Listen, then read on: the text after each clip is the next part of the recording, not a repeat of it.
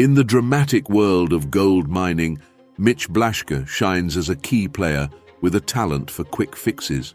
His journey from humble beginnings to being an essential part of Parker Schnabel's team has been marked by his unique problem-solving skills. However, things took a turn for the worse. Something insane happened that resulted in Mitch saying the following: "Fuck Parker and fuck Gold Rush." Join us as we reveal what has actually happened between the two.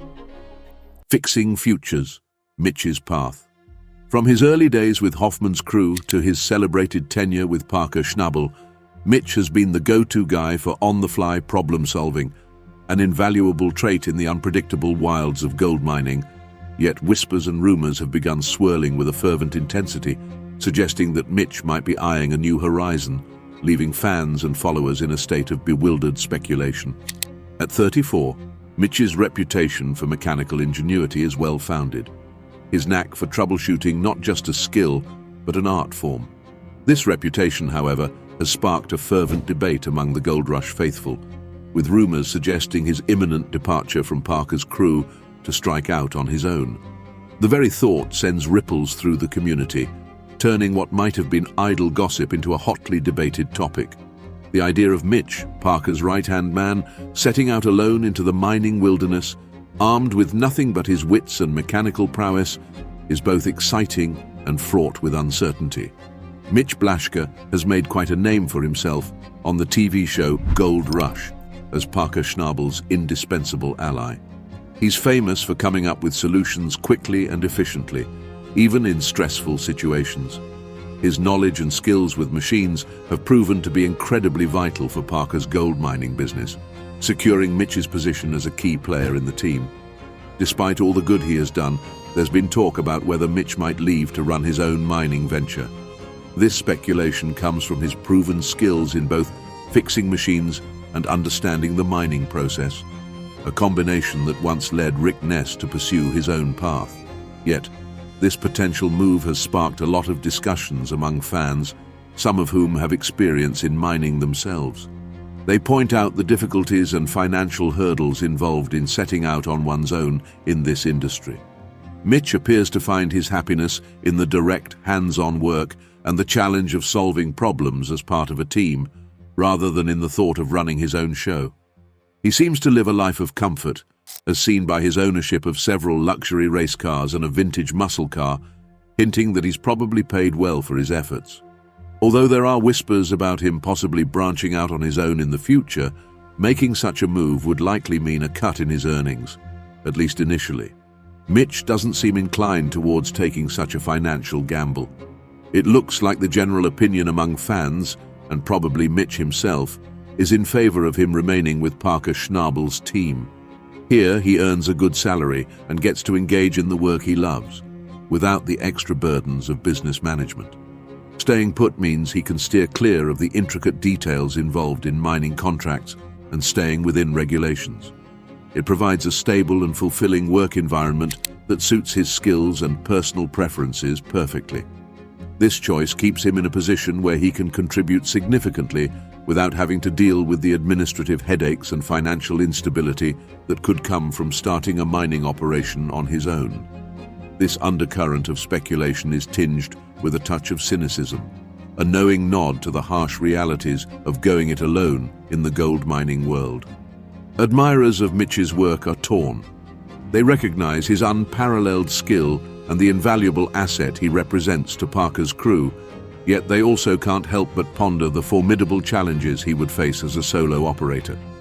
It's a tantalizing prospect, Mitch striking out on his own, but it's tempered by the knowledge that the path of the solo miner is littered with obstacles as daunting as any found in the Yukon. Yet despite these swirling rumors and the apparent appeal of independence, Mitch remains, for now, a steadfast figure within Parker's team. His satisfaction seems derived not from grand gestures or the limelight, but from the joy of solving problems, the hands-on, dirt-under-the-fingernails satisfaction of a job well done. Observers might speculate about his future, projecting onto him ambitions of leadership and autonomy, but Mitch appears content in his role as the team's indispensable problem solver. Speculation aside, Mitch's contributions to Parker's operations are undeniable. His quick thinking and mechanical acumen have kept the gears of the gold rush turning smoothly, ensuring that the quest for gold goes on. Fans are left to wonder, as the saga of Gold Rush unfolds, whether Mitch will eventually seek to mine his own path or continue to be the backbone of Parker's success. The rumor mill churns, fueled by reports of his decision, but the truth remains to be seen. What's certain is that Mitch Blaschke, whether as a crucial team member or as a mining maverick, will continue to leave an indelible mark on the Gold Rush narrative. His legacy, as much about the problems he's solved as the future he chooses to pursue. A new day brings a decision that could change everything for the Gold Rush team. Mitch's big move shocks the team. On an unexpectedly chilly morning, Mitch Blaschke ventured out to find Parker Schnabel amid their makeshift mining camp, dropping the bombshell that would send tremors through the core of their operation. Mitch, the mechanical savant and cornerstone of Parker's team, announced his decision to depart, seeking to carve out his own destiny in the unforgiving wilderness of the mining world. You could almost hear the collective gasp across the Gold Rush fan base, a mix of shock and inevitable realization that the unsung hero was stepping out from the shadows. Parker's reaction was predictably grim. No leader, after years of battles and victories, would cheer at the prospect of losing such a pivotal figure. Mitch was far more than a cog in the machine. He was the glue holding it all together, a mentor whose departure felt like a betrayal, yet was understood as a necessary evolution. The whispers of Mitch's possible exit had been circulating, fueling debates and speculation, particularly after a harrowing incident that underscored his importance yet hinted at his vulnerability. Mitch Blaschke's skills in mechanics began with his interest in kart racing, leading him to work in a car repair shop at 14 to support this hobby. This job helped him build his mechanical abilities without formal education. He joined Gold Rush in its third season, and his expertise has been crucial ever since, with significant events including a risky maneuver in Season 10 and a jet boat accident. His love for kart racing not only guided him to his career, but remains an important hobby today. The accident, which left Mitch with a broken arm, sparked a flurry of concerns about his future and the potential impact on the season's yield. The sight of Mitch, the indomitable mechanic, grappling with his physical limitations, was a stark reminder of the personal toll extracted by the relentless pursuit of gold. Despite the setback, Mitch's resilience shone through, emblematic of his irreplaceable role within Parker's crew. As Parker publicly lamented the incident, one couldn't help but ponder the depth of Mitch's influence, not just as a foreman or mechanic, but as the beating heart of the operation. His pivotal role in securing a $400,000 haul for Parker only underscored his significance, a fact further highlighted by their venture into Alaska's historic mining grounds. The choice of this new, richer terrain was classic Parker, yet it was Mitch's presence that lent credibility to the endeavor. The intrigue around Parker's selection of this particular ground, rumored to be 4 times richer than their Yukon claim, added layers to the unfolding drama. However, the delayed wash plant and the subsequent pivot to John Reeves' claim, suggested by Reeves' daughter Alora, introduced a fresh chapter of challenges and opportunities. Alora's assurances of untapped gold, combined with tales of the old-timers' exploits, painted a picture of a golden jackpot just beyond reach, if only they could navigate the pitfalls that lay ahead. The speculation surrounding Mitch's departure has now morphed from whispered rumors to a tangible possibility, leaving fans and followers in a state of suspense.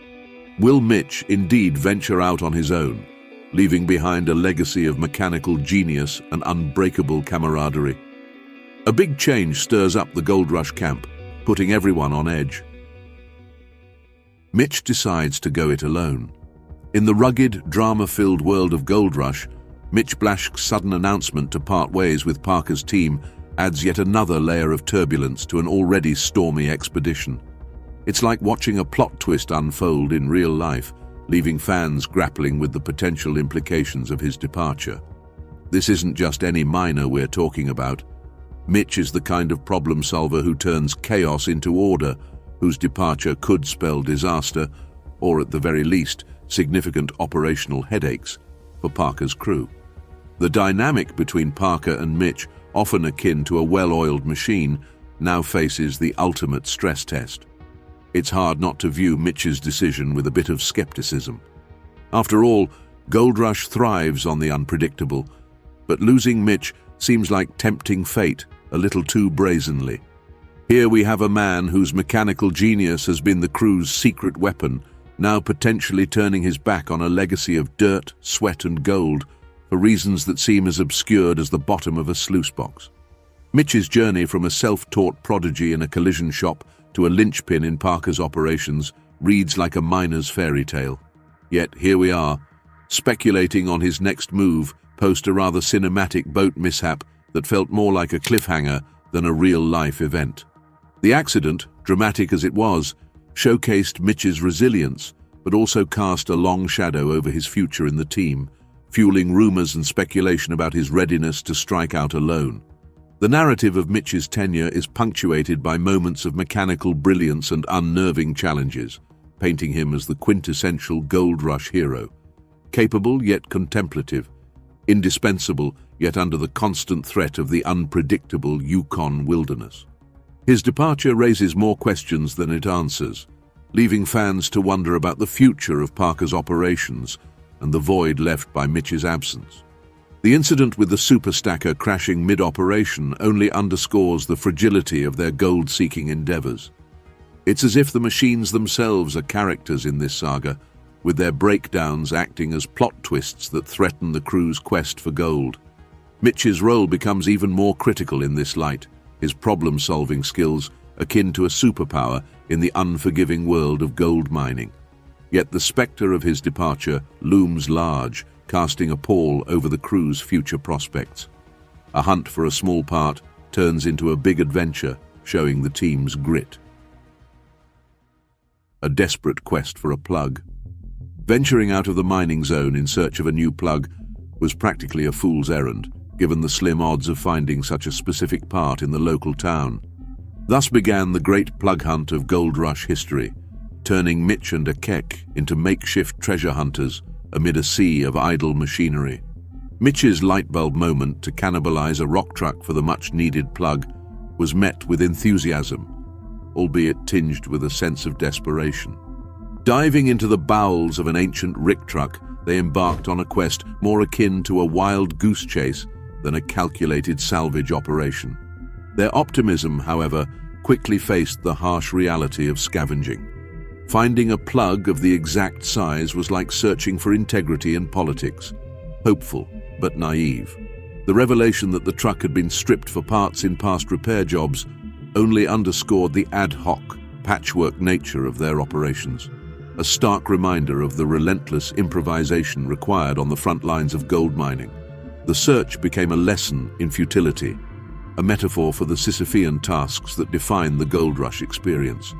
Each discovery of a potential plug ended in disappointment, as if the universe itself were mocking their efforts. Mitch's determination to persevere, to rally his team against the tide of despair, highlighted a resilience born from necessity rather than optimism. Their journey from one decommissioned machine to another, driven by the slim hope of finding the right plug, painted a picture of mining not as a triumphant battle against the earth, but as a scrappy struggle against the limitations of their equipment. The drill machine, with its plethora of hydraulics and potential plugs, emerged as their next great hope, a beacon in the mechanical wasteland. Yet hope proved a cruel mirage, as plug after plug was deemed too large, a Goldilocks scenario playing out in the most unforgiving of environments. The eventual discovery of a potentially suitable plug at the bottom of a lift cylinder felt less like victory and more like a grudging concession from fate, a small mercy in an otherwise unmerciful endeavor. Mitch's attempt to fit the new plug into the superstacker was fraught with the weight of their entire operation. It wasn't just a plug being screwed into place, it was the thin thread upon which their weekly gold target, and by extension, their livelihoods, dangled. The relief that washed over them when the plug fit was a poignant reminder of the precarious nature of their work, where success is measured not in ounces of gold, but in overcoming the myriad small failures that plague their daily existence. Mitch's triumph in fixing the superstacker was a testament not to the glory of gold mining, but to the gritty reality of maintaining machinery against all odds.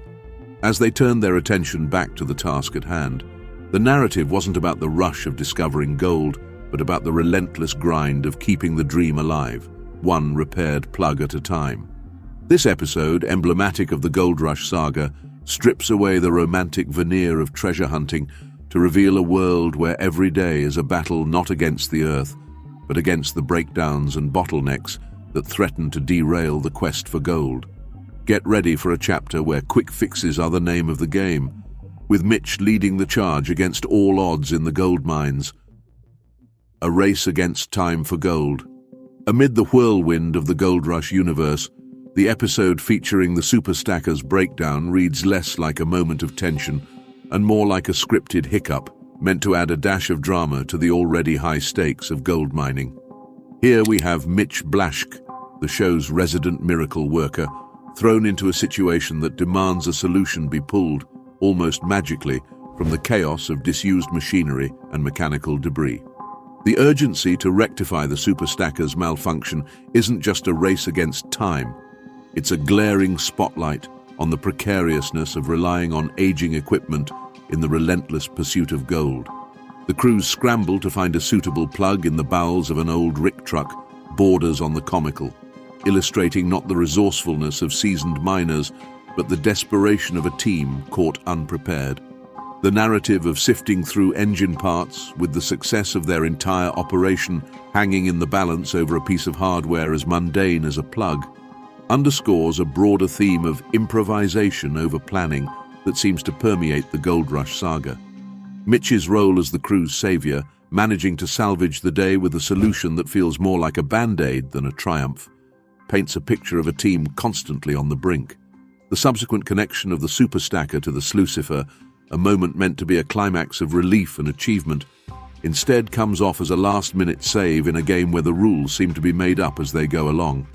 As the week concludes without further incident and the crew tallies their gold haul, the narrative attempts to frame the ordeal as a testament to Mitch's ingenuity and the team's resilience. However, the underlying message isn't one of triumph, but a subtle indictment of the entire operation's fragility. The fact that such a significant portion of their success hinges on jury-rigged solutions and frantic searches for spare parts speaks volumes about the thin ice on which the quest for gold is conducted. When Mitch's tale takes a personal turn, highlighting his life beyond the mines, it shifts the lens from the mechanical to the human element of Gold Rush. His involvement in a jet boat accident with Parker, his role as a family man, and his engagement with fans through cameo paint a portrait of a man whose life is as multifaceted as the machinery he tends to. Yet, even these glimpses into Mitch's world outside the mines are tinged with the show's dramatic flair, leaving one to wonder where the character ends and the real person begins.